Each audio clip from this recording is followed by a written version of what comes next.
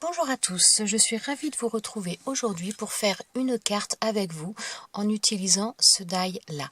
Donc je vais travailler sur un papier donc, qui fait 10 cm sur 14,5 cm. Donc je voudrais faire différentes choses sur cette petite carte et donc je voudrais utiliser également une perforatrice ronde. Donc c'est une perforatrice, les dimensions ça fait 1 inch, donc environ 2,5 cm. Celle-ci c'est une perforatrice Artemio. Moi je vais utiliser également du papier de masquage. Donc j'ai des feuilles de papier de masquage qui viennent donc de chez Alina Craft, mais on peut également faire sans. Moi je les utilise parce que je les ai tout simplement. Mais si vous n'avez pas, vous faites un rond comme ça dans un papier classique. Ensuite, donc vous pouvez utiliser, il existe des souris comme ça avec de la colle repositionnable. J'ai déjà utilisé ça dans des vidéos. Vous pouvez utiliser ça, ou vous pouvez aussi utiliser du masking tape que vous roulez donc comme ça un petit peu sur lui-même. Bon, j'enlève un petit peu quand même le collant. Vous le mettez donc derrière votre rond. Bon, là il est un peu grand celui-ci, et ensuite vous le collez sur votre papier pour avoir ce genre d'utilisation. Moi j'ai du papier de masquage, donc je l'utilise. J'ai décidé également d'utiliser ce pochoir là, donc ça c'est un pochoir qui vient de chez, hop là, de ce côté là ce sera mieux, qui vient de chez Casey Art. Celui-ci je le trouve vraiment très sympa, donc je vais utiliser ça. Et je voudrais également utiliser des encres, donc là je vais faire avec les encres de chez Action. Donc déjà il va falloir que je place ça à peu près à la hauteur que je veux, donc je vais voir aussi un petit peu en fonction de la taille de mon die. Donc ça je vais le poser là. Je vais également utiliser du masking tape, parce que là, je vais en avoir besoin. Donc, je prends du masking tape de peintre. Là, voilà, j'en ai besoin d'une longueur assez grande quand même. J'enlève un tout petit peu quand même de pouvoir collant, parce qu'il colle très bien celui-là. Donc, j'ai pas envie que ça n'abîme mon papier par la suite. Alors maintenant je vais choisir un petit peu les couleurs, donc je vois un petit peu en fonction des pastilles. Donc j'avais gardé les pastilles au niveau des encres de chez Action, donc ça va me permettre un petit peu de choisir ça. Donc je vais utiliser la numéro 15. Alors pour faire ça je vais utiliser, je pourrais utiliser les doigts mousse, mais là j'ai plutôt envie d'utiliser des blenders. Donc je vais prendre plusieurs tailles quand même. Je vais prendre 2 tailles, on va voir après. Hop, un petit peu de place. Je vais commencer par le plus grand. J'avoue que je ne les ai pas trop utilisées encore, ces encres-là. On va voir si elles sont... enfin voilà, si ça se fond bien, parce que bon, j'ai pas eu beaucoup fait.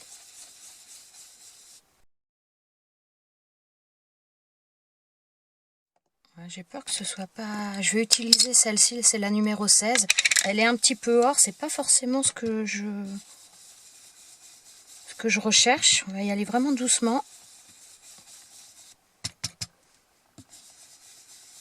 Bon, elle n'a pas l'air de marquer, ou alors c'est que j'en ai vraiment pas pris assez. Je vais arrêter là pour l'instant. Ensuite, donc, je vais prendre mon pochoir. Alors là, par contre, j'ai bien envie d'enlever mon papier de masquage. Oula, là, il collait tellement que ça a arraché un peu de mon papier. Oui. Bon, ça a arraché un petit peu de mon papier. On va essayer de camoufler un petit peu, tout ça. Alors, donc maintenant je vais placer mon pochoir. Donc je voulais enlever donc celui du dessous parce qu'il y a une différence de grandeur là. Celle-ci est plus petite et ça peut donner des fois un petit peu plus un esprit de halo. Donc maintenant je vais le maintenir avec du masking tape à nouveau. Voilà. Et donc maintenant je vais prendre une autre couleur et là je vais prendre la numéro 14. Donc grosso modo pour l'instant j'ai utilisé ces deux-là et maintenant je vais utiliser celle-ci.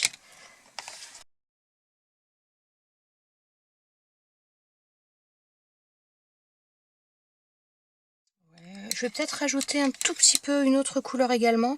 Je vais rajouter un petit peu de la 13. Donc voilà, j'aurais pris toute la longueur.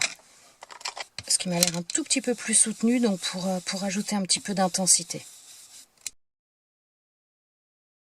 J'ai encore de la couleur dessus, donc je vais repasser. Voilà. Et je vais reprendre ma couleur la plus claire. Bon, ça va, mon papier déchiré, c'est pas non plus trop... C'est pas trop moche. Donc là, je vais repasser un petit peu du jaune partout. Alors maintenant, donc pour nettoyer à la fois mon blender et à la fois mon pochoir, tout simplement, bon, je ne vais pas bouger ma carte vu qu'elle est scotchée, donc je vais prendre un set de table. Voilà, je mets un peu de produit, donc ça c'est du nettoyant tampon. J'en mets dessus. Et donc pour nettoyer mon blending tool, et bien c'est pareil. Je mets, alors je mets pas du produit dessus, mais je mets sur mon chiffon.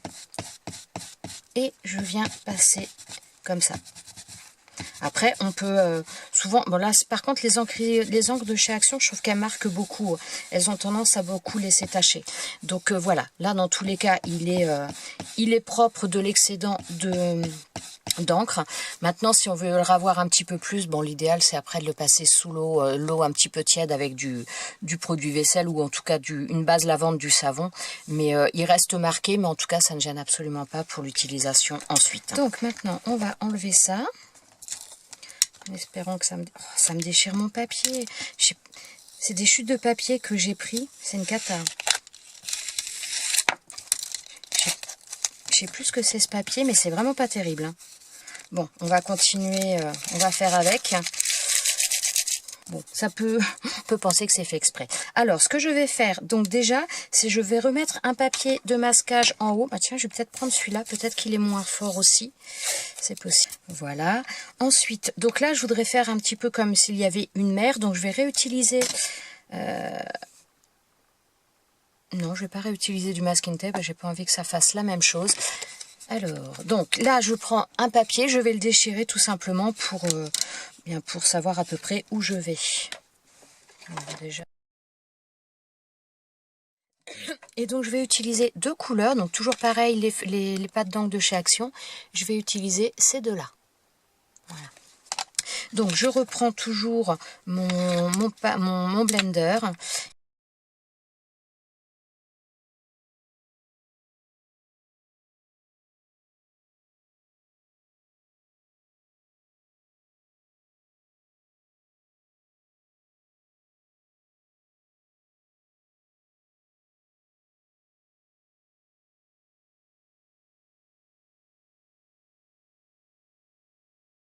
Donc voilà, pour l'instant, ça nous donne ça. Alors, pour celles qui ont une petite machine, voilà, pour celles qui auraient une petite machine, ça passe. La seule chose, c'est que pour que ça passe, il faut les défaire, les dalles. Il ne faut pas les laisser ensemble. Mais si vous les défaites, regardez, hop, voilà, si vous les défaites, le nounours, il va passer dedans. Voilà, donc après, bon là, les autres choses, ça passe pas. Donc, en les défaisant, ça passe pour celles qui ont une toute petite machine. Alors, pour faire la découpe, voilà, comme c'est une boutique que je ne connais pas, on va faire la découpe ensemble. Donc, voilà, je fais donc dans la machine de chez Action. Hop là. Donc, je vais faire un aller-retour. C'est ce que j'ai l'habitude de faire, vu qu'elle est placée en principe sur le côté. Et on va voir ça.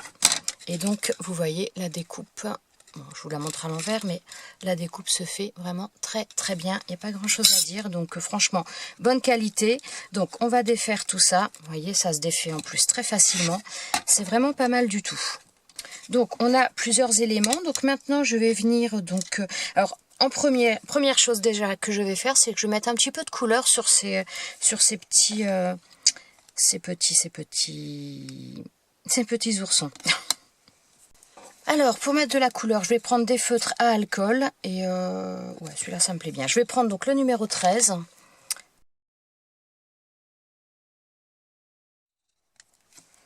Voilà. Et pour l'autre, je vais pas prendre la même couleur. Et bien, pour l'autre, je vais prendre le numéro 23. Donc, les feutres à alcool, ce sont les feutres à alcool de chez Action. Ensuite, c'est pareil. Donc là, il y avait les petites joues, grosso modo, de... Mince, j'en ai perdu. Ah non, l'autre, elle est là. J'ai envie de les réutiliser. Mais j'ai envie de mettre un rose très pâle. Donc, il faut que je trouve ça. Alors, je vais prendre le numéro 17. Ok, donc là, pour ce qui est de cela, ça va être bon. Alors, je vais venir les coller. Tac. Alors, je vais coller donc maintenant celui-ci. Alors, j'ai changé de colle parce que celui-ci est très bien, mais mon chien a tellement mangé le tube que j'arrive même plus à m'en servir, donc il faut que je m'en rachète. Je sais pas si vous êtes comme moi, mais quand je change de colle, j'ai toujours du mal à m'habituer. Hein. Ça me fait un peu bizarre. Alors, donc maintenant, je vais venir coller celui-ci. Faudrait... Oui, j'ai pas... Ouais, si, ça va. Je voudrais venir le coller, mais en dessous.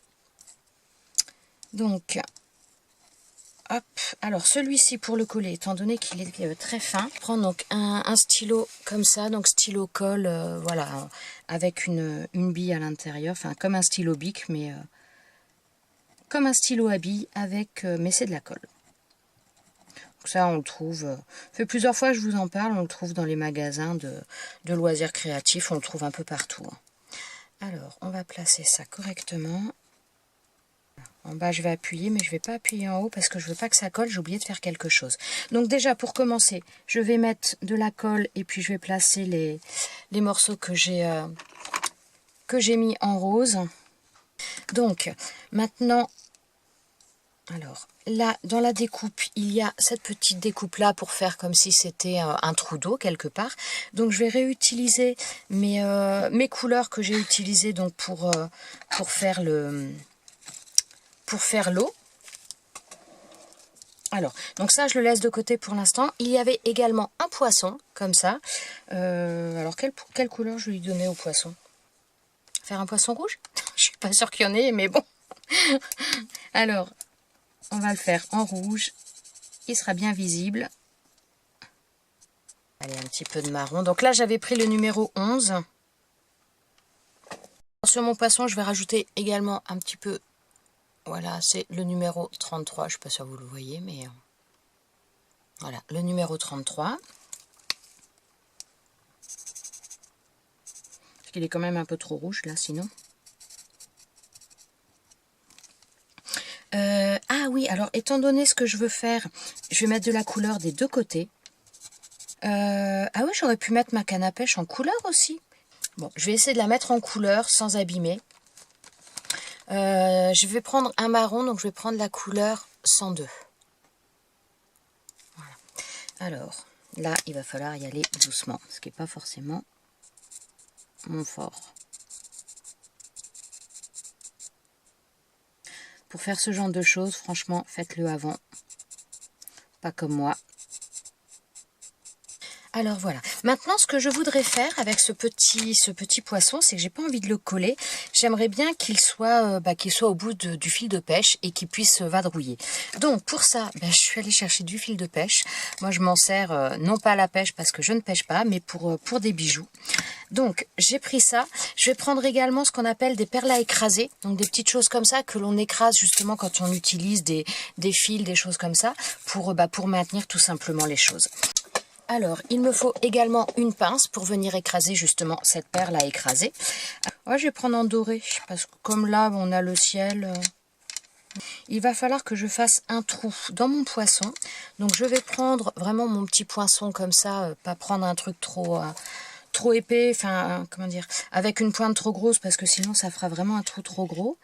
Donc, je mets quelque chose en dessous, de manière à percer. Alors, ouais, tiens, j'ai pas pensé à le faire, mais ce qu'on peut faire sinon aussi, je vais peut-être le faire, parce que donc là, le poisson, forcément, il est un petit peu, comment dire, pas mou, mais il n'est pas super rigide. Donc, ce qu'on peut faire, c'est faire deux découpes de poissons, les coller l'une sur l'autre pour avoir quelque chose de plus rigide, et c'est ce que je vais faire d'ailleurs. Alors, je vais déjà le mettre en couleur. Donc, je reprends mes feutres. J'ai l'impression de ne absolument pas maîtriser la colle que je mets avec ces différents trucs de colle, vu que c'est pas le même que j'utilise d'habitude. Donc là, ça me fait quand même un poisson qui est plus épais, donc ce sera un petit peu plus facile. Voilà, donc maintenant, je vais percer à nouveau. Ça fera quand même quelque chose d'un petit peu plus rigide, ce sera mieux, je pense. Vous voyez pas trop bien, mais voilà, ouais, là vous voyez. J'ai fait le trou, donc vraiment quelque chose d'assez petit. Donc je prends le bout de mon fil de pêche, je prends une des perles à écraser, j'enfile mon fil de pêche à l'intérieur. Ah, c'est impressionnant, je vois pas grand chose. Donc là, j'ai ma perle. Ouais, je pense que vous la voyez même pas. Voilà, là j'ai ma perle à écraser qui est passée dedans. Ensuite, donc je vais venir passer mon fil de pêche dans le trou que je viens de faire de mon poisson. Voilà, donc là ça se place assez bien, il n'y a pas de souci. Ensuite, donc, alors, attendez, je vais essayer, parce que là il a du mal à marcher le zoom. Voilà, comme ça va être peut-être plus facile. Voilà, donc là j'ai mon poisson ici, j'ai ma perle à écraser qui est de l'autre côté, là, et là j'ai la fin de mon fil. Donc maintenant tout simplement, je viens repasser mon fil, bon vous voyez pas, mais si vous voyez, ce sera moi qui vois plus, donc je viens repasser mon fil en tout cas dans la perle à écraser. Voilà, ça nous donne, comment vous montrer les choses. Ouais, je pense que là, vous voyez un petit peu quand même. Voilà, donc là, j'ai repassé mon fil dans la perle à écraser. Et tout simplement, je viens rapprocher de mon poisson. Voilà, de manière à ce qu'il se place comme ça. Et une fois que ma perle à écraser est placée comme je le souhaite, je prends une pince. Alors, c'est pas celle-ci d'habitude que je prends. Mais bon, après, c'est une pince, voilà. Il faut appuyer sur la perle à écraser. Et donc, comme elle porte son nom, ça l'écrase. Alors, voilà, ça a écrasé ma perle. Et ça n'a pas tenu mon fil, il est trop fin. Alors, je vais réessayer à nouveau.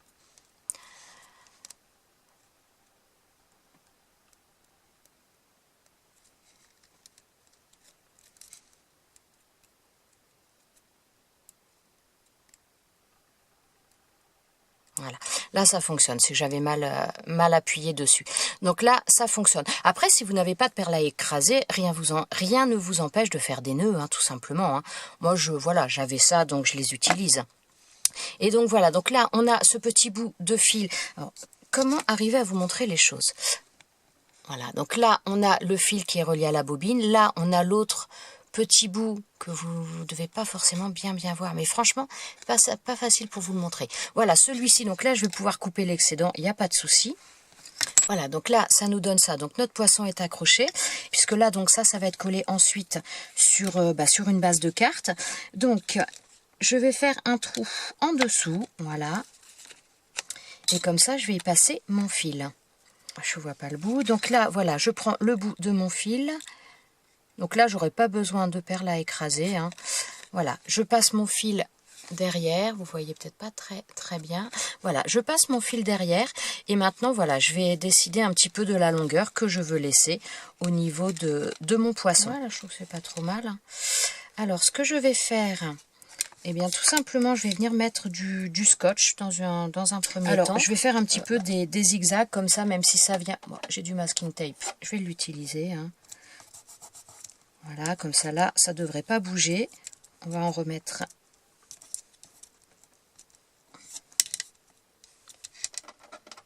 Voilà, et donc là, si on tire dessus, voilà, si on tire dessus, ça ne bouge pas. Voilà, et donc ça nous donne ça.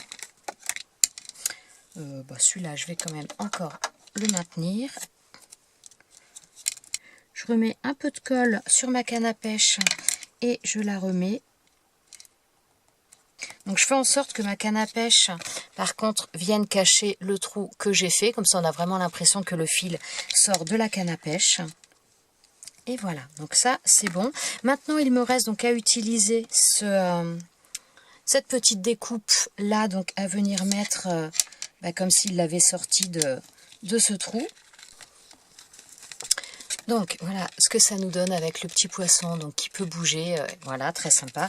Ensuite donc j'ai pris un papier donc qui va me servir de papier de matage et c'est un papier donc je l'ai découpé aux dimensions de 10,7 sur 15 cm et donc je vais venir coller ma carte dessus. Pour ça je vais utiliser du double face. Ce que j'ai pris en papier blanc, c'est dans ma boîte de chute de papier, mais honnêtement il n'est pas terrible. Hein. J'aurais dû prendre un autre papier. Alors, avec la lumière, on voit au niveau du papier jaune, là-haut, on voit il y a comme un peu des paillettes, il est un peu brillant. C'est la couleur que j'ai utilisée, les pattes d'encre qui sont un petit peu... il y avait un pad d'encre jaune et il y en avait un petit peu doré. Et je ne sais pas du tout si vous allez le voir. Je ne sais pas si ça ressort, moi je ne vois pas au niveau de mon retour caméra, mais ça fait des... Ouais, comme des petites, je cherche le mot, pas des paillettes, mais des... Ouais, comme un petit peu de la nacre, voilà, tout simplement. Et ensuite, donc, je vais coller cette carte-là, donc sur une base de cartes. Donc là, c'est une base de cartes. Ce sont des bases que j'avais achetées qui sont toutes faites, avec la pliure sur le côté. Elle fait 12 cm sur 17 cm. Donc là, c'est beaucoup plus grand que ma carte, mais je me suis dit que j'allais pas la recouper parce que ça donne un effet de cadre et je trouvais ça plutôt sympa. Alors, et donc voilà ce que donne cette petite carte avec ce petit poisson qui bouge. Donc moi j'en ai mis qu'un, mais après rien n'empêche d'en mettre plusieurs. Hein. Voilà, mais je trouvais ça plutôt sympa. Voilà, j'espère que cette petite carte vous aura plu, vous aura peut-être donné des idées également. Je vous souhaite une bonne journée et je vous dis à très bientôt pour une prochaine vidéo. Ciao, ciao!